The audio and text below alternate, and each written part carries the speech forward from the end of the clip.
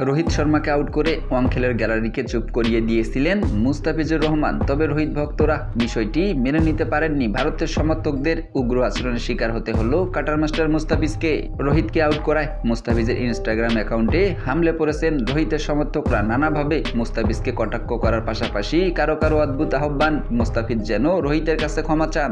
কোহলি, রোহিতের মতো ভারতের বড় বড় তারকাদের আউট করলে এমন অনাকাঙ্ক্ষিত পরিস্থিতির মুখোমুখি হতে হয় বোলারদের। ব্যতিক্রম হলো না মুস্তাফিজের ক্ষেত্রেও।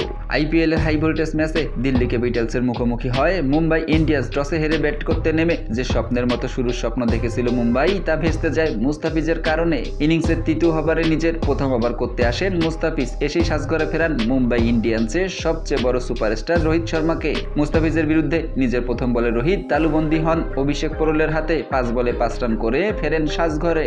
তবে এতে ফুঁসে ওঠেন রোহিতের উগ্র সমর্থকরা। তারা মুস্তাফিজের ইনস্টাগ্রাম অ্যাকাউন্ট খুঁজে বের করেন এবং সেখানে নানা আপত্তিকর মন্তব্যের পোস্টার সাজিয়ে বসেছেন। তাদের চেয়ে অদ্ভুত, রোহিতকে আউট করা যাবে না, আউট করলে তার কাছে ক্ষমা চাইতে হবে।